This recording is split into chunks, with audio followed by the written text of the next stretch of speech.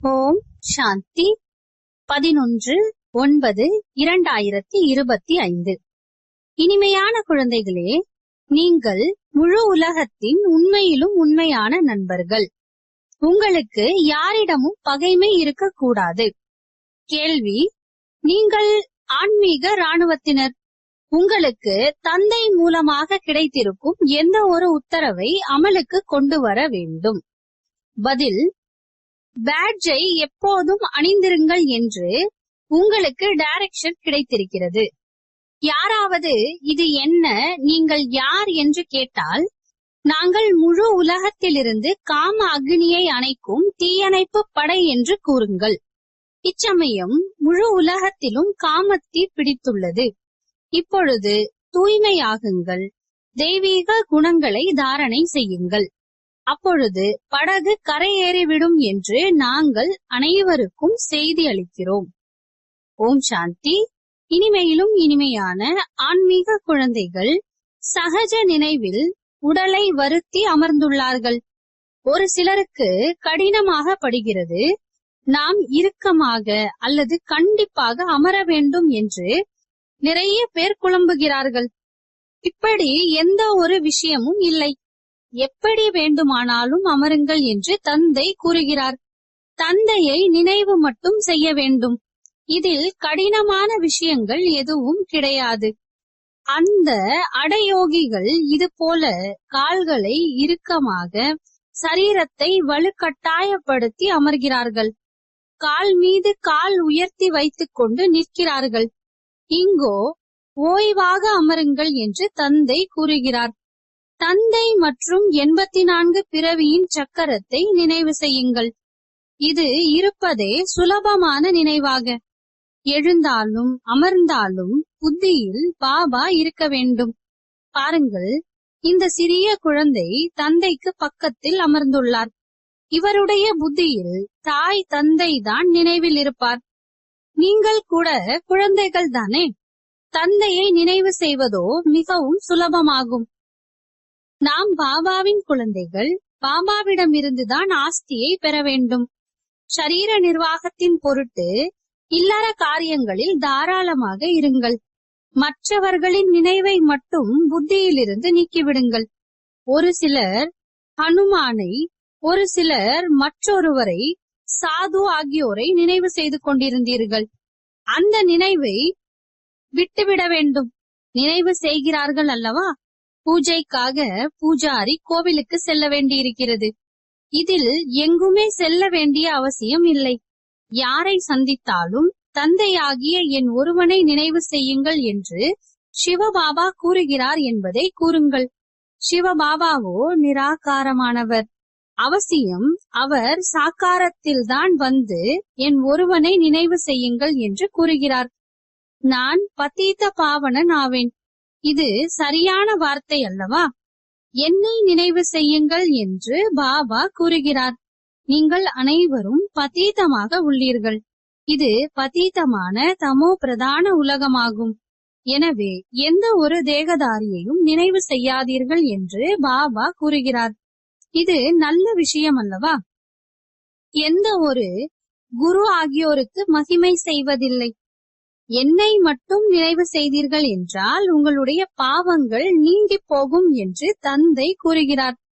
இது யோக பலம் அல்லது யோக அக்னி ஆகும். கீதையினுடைய பகவான் நிராகாரமானவரே தான் என்று எல்லையில்லாத தந்தை உண்மையை கூறுகிறார். கிருஷ்ணருடைய விஷயம் கிடையாது. என்னை மட்டும் நினைவு செய்யுங்கள், வேறு எந்த வழியும் கிடையாது என்று பகவான் கூறுகிறார். பாவனமாக ஆகி செல்வதால் உயர்ந்த பதவி அடைவீர்கள். இல்லை என்றால் குறைந்த பதவி ஆகிவிடும். நாங்கள் உங்களுக்கு தந்தையின் செய்தியை அளிக்கிறோம். நான் செய்தி அளிப்பவனாவேன். இது போல புரிய வைப்பதில் எந்த கஷ்டமும் கிடையாது. தாய்மார்கள், அகலிகைகள், உடல் ஊனமுற்றவர்கள் கூட உயர்ந்த பதவியை அடைய முடியும். இங்கு இருப்பவர்களாக இருந்தாலும் சரி, இல்லறத்தில் இருப்பவர்களாக இருந்தாலும் சரி. அப்படியின்றி இங்கு இருப்பவர்கள் அதிகமாக நினைவு செய்ய முடியும் என்பதல்ல. வெளியில் இருப்பவர்கள் கூட அதிகமாக நினைவில் இருக்க முடியும் என்று பாபா கூறுகிறார். நிறைய சேவை செய்ய முடியும். இங்கு கூட தந்தையிடம் புத்துணர்வு பெற்று செல்கிறீர்கள் என்றால் உள்ளுக்குள் எவ்வளவு குஷி இருக்க வேண்டும். இந்த சீச்சி உலகத்திலோ இன்னும் சிறிது நாட்களே மீதமுள்ளன. பிறகு கிருஷ்ணபுரிக்கு சென்று விடுவோம். கிருஷ்ணரின் கோவிலுக்கு கூட சுகதாமம் என்று கூறுகிறார்கள். எனவே குழந்தைகளுக்குள் அளவற்ற குஷி இருக்க வேண்டும். ஏனென்றால் நீங்கள் எல்லையில்லாத தந்தையினுடையவராக ஆகியுள்ளீர்கள். உங்களைத்தான் சொர்க்கத்திற்கு அதிபதியாக ஆக்கியிருந்தார். பாபா 5000 வருடங்களுக்கு முன்பேயும் நாங்கள் உங்களை சந்தித்திருந்தோம், மீண்டும் சந்திப்போம் என்று நீங்கள் கூறுகிறீர்கள். இப்பொழுது தந்தையை நினைவு செய்வதன் மூலம் மாயை மீது வெற்றி அடைய வேண்டும். இப்போது இந்த துக்க தாமத்திலோ இருக்க வேண்டியதில்லை. நீங்கள் படிப்பதே சுகதாமத்திற்கு செல்வதற்காக. அனைவரும் கணக்கு வழக்கு முடித்துவிட்டு திரும்பி செல்ல வேண்டும். நான் வந்திருப்பதே புதிய உலகத்தை ஸ்தாபனை செய்வதற்காக. மற்ற எல்லா ஆத்மாக்களும் முக்தி தாமம் சென்று விடுவார்கள். நான் காலனுக்கெல்லாம் காலனாவேன் என்று தந்தை கூறுகிறார். அனைவரையும் சரீரங்களிலிருந்து விடுவித்து பின் ஆத்மாக்களை கூட்டி செல்வேன். நாம் சீக்கிரமாக செல்வோம் என்று எல்லோரும் கூறவும் செய்கிறார்கள். இங்கோ இருக்க வேண்டியதில்லை. இதுவோ பழைய உலகம், பழைய சரீரமாகும். நான் அனைவரையும் அழைத்து செல்வேன் என்று இப்பொழுது தந்தை கூறுகிறார். யாரையுமே விடமாட்டேன். ஹே பதீத்த பாவனரே, வாருங்கள் என்று நீங்கள் அனைவரும் தான் அழைத்தீர்கள். நினைவு செய்து கொண்டே இருக்கிறார்கள் என்றாலும் கூட பொருள் எதுவும் புரியாமல் உள்ளார்கள். பதீத்த பாவனரே என்று எவ்வளவு குரல் கொடுத்து பாடுகிறார்கள். பிறகு ரகுபதி ராகவ ராஜா ராம் என்றும் கூறுகிறார்கள். இப்பொழுது சிவபாபாவோ ராஜா ஆவது இல்லை, ஆட்சி புரிவதும் இல்லை. அவரை ராஜா ராம் என்று கூறுவது தவறாகிவிடுகிறது. மாலையை நினைவு செய்யும் பொழுது ராம் ராம் என்று கூறுகிறார்கள். அதில் பகவானின் நினைவு வருகிறது. பகவானோ சிவனே ஆவார். மனிதர்கள் நிறைய பெயர்கள் வைத்து விட்டுள்ளார்கள். கிருஷ்ணருக்கு கூட சியாம் சுந்தர், வைகுண்டநாதன், வெண்ணெய் திருடுபவர் என்றெல்லாம் நிறைய பெயர்கள் கொடுக்கிறார்கள். நீங்கள் இப்பொழுது கிருஷ்ணரை வெண்ணெய் திருடுபவர் என்று கூறுவீர்களா என்ன? ஒருபோதும் கிடையாது. பகவானோ ஒரே ஒரு நிராகாரமானவர் என்று நீங்கள் இப்பொழுது புரிந்துள்ளீர்கள். எந்த ஒரு தேகதாரியையும் பகவான் என்று கூற முடியாது. பிரம்மா, விஷ்ணு, சங்கரரை கூட கூற முடியாது. பிறகு மனிதர்கள் தங்களை பகவான் என்று எப்படி கூற முடியும்? வைஜெயந்தி மாலை 108 மணிகளுடையது மட்டுமே பாடப்படுகிறது. சிவபாபா சொர்க்கத்தை ஸ்தாபனை செய்தார். அதற்கு இவர்கள் அதிபதி ஆவார்கள். அவசியம் அதற்கு முன்னால் அவர்கள் இந்த முயற்சி செய்திருக்க கூடும். கலியுக முடிவு மற்றும் சத்யுக ஆரம்பத்திற்கு இடைப்பட்ட சங்கம யுகமாகும். இது கல்பத்தினுடைய சங்கமம் என்று கூறப்படுகிறது. ஒவ்வொரு யுகத்திலும் என்று கூறிவிட்டுள்ளார்கள். அவதாரம் என்ற பெயரையும் மறந்து பிறகு அவரை கல் மண்ணிலும் அணு அணுவிலும் இருப்பதாக கூறிவிட்டுள்ளார்கள். இதுவும் நாடகமாகும். எந்த விஷயம் கடந்து போய்விடுகிறதோ அதற்கு டிராமா என்று கூறப்படுகிறது. யாரிடமாவது சண்டை ஏற்பட்டது, நடந்து முடிந்து விட்டது என்றால் அது பற்றிய சிந்தனை செய்யக்கூடாது. நல்லது, யாராவது கொஞ்சம் அதிகமாக பேசிவிட்டார், நீங்கள் அதை மறந்து விடுங்கள். முந்தைய கல்பத்திலும் அவ்வாறே பேசியிருந்தார். நினைவில் இருந்தது என்றால் பிறகு கோபித்துக் கொண்டே இருப்பார்கள். அந்த விஷயத்தை மீண்டும் ஒரு பொழுதும் பேசவே பேசாதீர்கள். குழந்தைகளாகிய நீங்கள் சேவை செய்ய வேண்டும் அல்லவா? சேவையில் எந்த ஒரு தடையும் ஏற்படக்கூடாது. சேவையில் பலவீனத்தை வெளிப்படுத்த கூடாது. சிவபாபாவினுடைய சேவையாகும் அல்லவா? அதில் ஒரு பொழுதும் சிறிதளவு கூட மறுப்பு கூறக்கூடாது. இல்லை என்றால் தங்கள் பதவியை தாழ்ந்ததாக ஆக்கிக் கொண்டு விடுவீர்கள். தந்தைக்கு உதவியாளர்கள் ஆகியுள்ளீர்கள் என்றால் முழுமையாக உதவி செய்ய வேண்டும். தந்தையின் சேவை செய்வதில் சிறிதளவும் ஏமாற்றக் கூடாது. எல்லோருக்கும் செய்தியை சேர்ப்பிக்கவே வேண்டும். மனிதர்கள் பார்த்த உடனேயே உள்ளே நுழைந்து விட வேண்டும். மற்றும் வந்து புரிந்து கொள்ளக்கூடிய வகையில் மியூசியத்திற்கு அப்படிப்பட்ட பெயர் வையுங்கள் என்று தந்தை கூறிக்கொண்டே இருக்கிறார். ஏனெனில் இது புதிய பொருள் ஆகும் அல்லவா. மனிதர்கள் புதிய பொருட்களை பார்த்து உள்ளே நுழைவார்கள். தற்காலத்தில் பாரதத்தினுடைய பழமையான யோகம் கற்றுக்கொள்வதற்காக வெளிநாடுகளிலிருந்தும் கூட வருகிறார்கள். இப்போது பழமையானது என்றால் பழையதிலும் பழையது. அதுவோ பகவான் மூலமாகத்தான் கற்பிக்கப்பட்டதாகும். அதற்கு 5000 வருடங்கள் ஆகிவிட்டுள்ளது. சத்யுக திரேதாவில் யோகம் இருப்பதில்லை. யார் கற்பித்தாரோ அவரோ சென்று விட்டார். மீண்டும் 5000 வருடங்களுக்கு பிறகு வரும்பொழுதுதான் மறுபடியும் வந்து ராஜயோகம் கற்பிப்பார். பழமையான என்றால் 5000 வருடங்களுக்கு முன்னால் பகவான் கற்பித்திருந்தார். அதே பகவான் மீண்டும் சங்கம யுகத்தில் தான் வந்து ராஜயோகம் கற்பிப்பார். இதன் மூலமாக பாவனமாக ஆக முடியும். இச்சமயத்திலோ தத்துவங்கள் கூட தமோ பிரதானமாக உள்ளன. தண்ணீர் கூட எவ்வளவு நஷ்டம் ஏற்படுத்தி விடுகிறது. பழைய உலகத்தில் உபத்திரவங்கள் ஏற்பட்டு கொண்டே இருக்கின்றன. சத்தியுகத்தில் உபத்திரவங்களினுடைய விஷயமே கிடையாது. அங்கோ இயற்கை அடிமையாகி விடுகிறது. இங்கு இயற்கை எதிரியாக ஆகி துக்கம் கொடுக்கிறது. இந்த லட்சுமி நாராயணரின் ராஜ்யத்தில் துக்கத்தின் விஷயம் இருக்கவில்லை. சத்தியுகமாக இருந்தது. இப்பொழுது மீண்டும் அது ஸ்தாபனையாகி கொண்டிருக்கிறது. தந்தை பழமையான ராஜயோகத்தை கற்பித்துக் கொண்டிருக்கிறார். மீண்டும் 5000 வருடங்களுக்கு பிறகு கற்பிப்பார். யாருக்கு பாகம் உள்ளதோ அவர்கள் அந்த பாகத்தை ஏற்று நடிப்பார்கள். எல்லையில்லாத தந்தை கூட பாகத்தை ஏற்று நடித்துக் கொண்டிருக்கிறார். நான் இவருக்குள் பிரவேசம் செய்து ஸ்தாபனை செய்து சென்று விடுகிறேன் என்று தந்தை கூறுகிறார். ஐயோ ஐயோ என்ற கதறலுக்கு பிறகு வெற்றி முழக்கம் ஆகிவிடுகிறது. பழைய உலகம் முடிந்து போய்விடும். இந்த லட்சுமி நாராயணரின் ராஜ்யம் இருக்கும் பொழுது பழைய உலகம் இருக்கவில்லை. 5000 வருடங்களின் விஷயமாகும். லட்சக்கணக்கான வருடங்களின் விஷயம் இருக்க முடியாது. எனவே தங்களுக்கு நன்மை செய்வதற்காக மற்ற எல்லா விஷயங்களையும் விடுத்து இந்த சேவையில் ஈடுபட்டு விடுங்கள் என்று தந்தை கூறுகிறார்.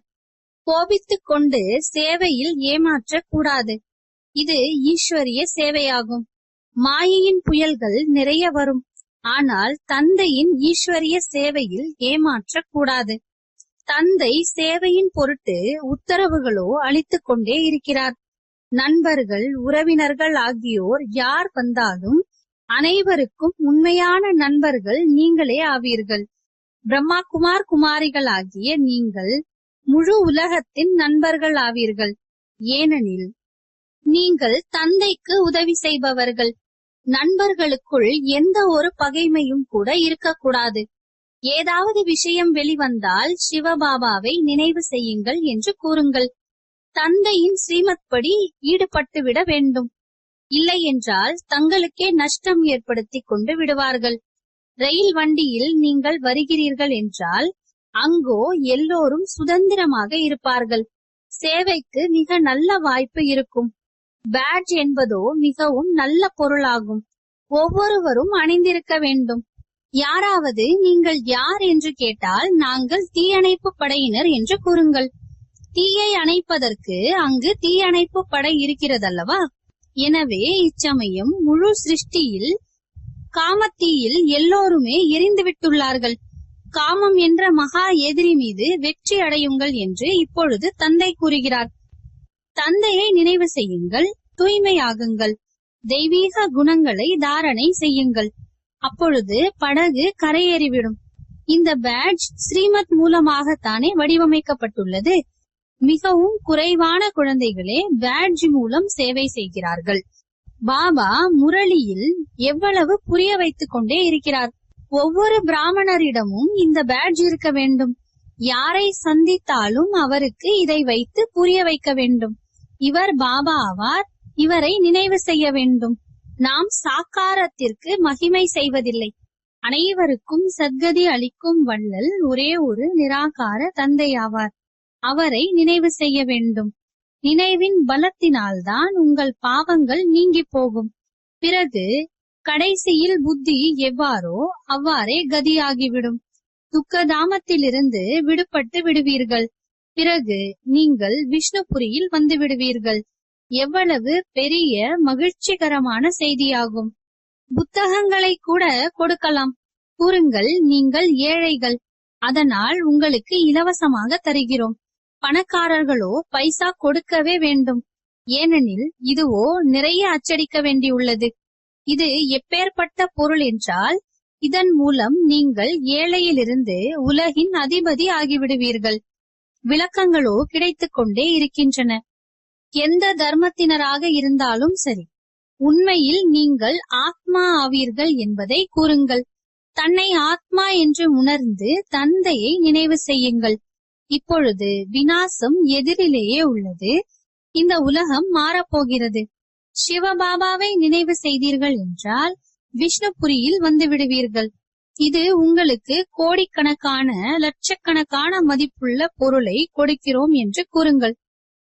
பேட்ஜை வைத்து சேவை செய்ய வேண்டும் என்று பாபா எவ்வளவு புரிய வைத்துள்ளார். ஆனால் பேட்ஜ் அணிவதே இல்லை. வெட்கம் ஏற்படுகிறது. பிராமணிகள் பார்ட்டிகளை கூட்டி வரும் பொழுது அல்லது எங்காவது அலுவலகத்திற்கு தனியாக செல்கிறார்கள் என்றால் அவசியம் இந்த பேட்ஜ் அணிந்திருக்க வேண்டும். நீங்கள் இதை வைத்து யாருக்கு புரிய வைப்பீர்களோ அவர்கள் மிகவும் குஷி அடைவார்கள். நாங்கள் ஒரு தந்தையை தான் ஏற்றுக்கொள்கிறோம் என்று கூறுங்கள். அவர்தான் அனைவருக்கும் சுகம் சாந்தி அளிப்பவர். அவரை நினைவு செய்யுங்கள். பதீத ஆத்மாவோ போக முடியாது. இப்பொழுது இந்த பழைய உலகம் மாறிக்கொண்டிருக்கிறது. இது போல வழியில் சேவை செய்து கொண்டே வர வேண்டும். உங்களுக்கு நிறைய புகழ் கிடைக்கும். வெட்கப்படுவதால் தான் பேட்ஜ் அணிந்து சேவை செய்வதில்லை என்று பாபா நினைக்கிறார். ஒன்று பேட்ஜ், ஏணிப்படி அல்லது திருமூர்த்தி, காலச்சக்கரம் மற்றும் கல்ப விருட்சத்தின் படம் கூட இருக்க வேண்டும். உங்களுக்குள் உட்கார்ந்து ஒருவருக்கொருவர் புரிய வைத்தீர்கள் என்றால் எல்லோரும் கூடிவிடுவார்கள். இது என்ன என்று கேட்பார்கள். சிவபாபா இவர் மூலமாக இந்த புதிய உலகத்தை ஸ்தாபனை செய்து கொண்டிருக்கிறார் என்று கூறுங்கள்.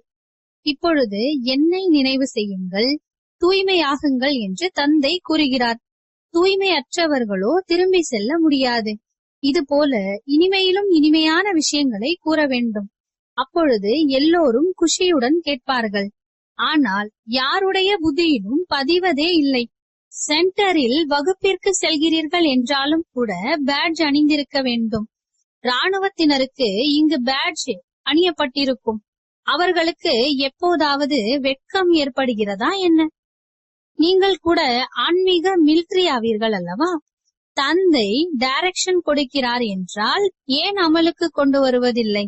பேட்ஜ் அணியப்பட்டு இருந்தீர்கள் என்றால் நாம் சிவபாபாவின் குழந்தைகள் ஆவோம் என்று சிவபாபாவின் நினைவு கூட இருக்கும். நாளுக்கு நாள் சென்டர்கள் கூட திறந்து கொண்டே போகும். யாராவது ஒருவர் அல்லது மற்றொருவர் வெளிவருவார்கள். குறிப்பிட்ட இந்த நகரத்தில் உங்கள் கிளை நிலையங்கள் இல்லையா என்பார்கள். யாராவது வீடு ஏதாவது ஏற்பாடு செய்தால், அழைப்பு கொடுத்தால் நாங்கள் வந்து சேவை செய்கிறோம் என்று கூறுங்கள். தைரியமுடைய குழந்தைகளுக்கு தந்தை உதவுவார். தந்தையோ சென்டர் திறங்கள், சேவை செய்யுங்கள் என்று குழந்தைகளுக்கு தான் கூறுவார். இவை எல்லாமே சிவபாபாவின் கடைகளாகும் அல்லவா? குழந்தைகள் மூலமாக நடத்தி கொண்டிருக்கிறார்.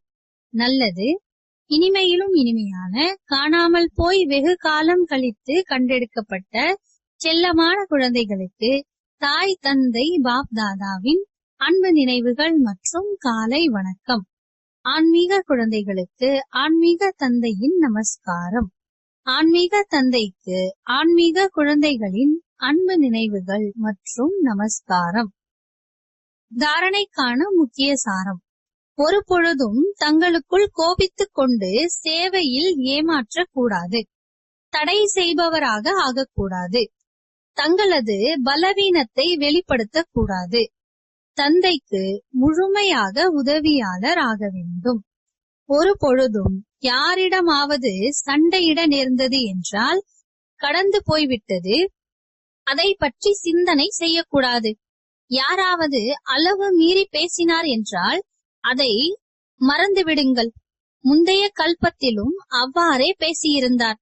அந்த பேச்சை மறுபடியும் பேசவே பேசாதீர்கள். வரதானம்: சாந்தியின் தூதராகி அனைவருக்கும் சாந்தியின் செய்தியை கொடுக்கும் மாஸ்டர் சாந்தி மற்றும் சக்தியின் வள்ளலாக ஆகுங்கள். குழந்தைகளாகிய நீங்கள் சாந்தியின் செய்தியை கொடுப்பவர், சாந்தியின் தூதுவர் ஆவீர்கள். எங்கு இருந்தாலும் எப்போதும் சாந்தியின் தூதர் என்று நினைத்து நடந்து கொள்ளுங்கள். சாந்தியின் தூதர் சாந்தியின் செய்தியை கொடுப்பவர் என்ற நிலையில் இருக்கும் பொழுது தாங்களும் சாந்த சொரூபமாக சக்திசாலியாக இருப்பீர்கள். மற்றவர்களுக்கும் சாந்தியை கொடுத்து கொண்டே இருப்பீர்கள். அவர்கள் அசாந்தியை கொடுத்தால் நீங்கள் சாந்தியை கொடுங்கள். அவர்கள் நெருப்பை வைத்தால் நீங்கள் தண்ணீரை ஊற்றுங்கள். இதுவே சாந்தியின் மெசஞ்சர் மாஸ்டர் சாந்தி மற்றும் சக்தியின் வள்ளலாகிய உங்களுடைய கடமையாகும். ஸ்லோகன்: எப்படி சப்தத்தில் வருவது சகஜமாக இருக்கிறதோ அதுபோல சப்தத்தை கடந்து செல்வதும் சகஜமாக இருக்கட்டும். அவ்யக்த இஷாரா: இப்பொழுது ஈடுபாடெனும் அக்னியை மூட்டி யோகத்தை ஜுவாலா ரூபமாக ஆக்குங்கள். யோகத்தில் எப்பொழுதும் லைட் ஹவுஸ் மற்றும் மைட் ஹவுஸ் என்ற நிலையை அனுபவம் செய்யுங்கள். ஞானம் ஒளியாகவும் மற்றும் யோகம் சக்தியாகவும் இருக்கிறது. ஞானம் மற்றும் யோகம் ஆகிய இரண்டு சக்திகளும் ஒளி மற்றும் சக்தியுடன் நிறைந்திருப்பதைத்தான் மாஸ்டர் சர்வசக்திவான் என்று கூறுகிறார்கள். அப்படிப்பட்ட சக்தி வாய்ந்த ஆத்மாக்கள் எந்த ஒரு சூழ்நிலையையும் நொடியில் கடந்து விடுவார்கள். ஓம் சாந்தி.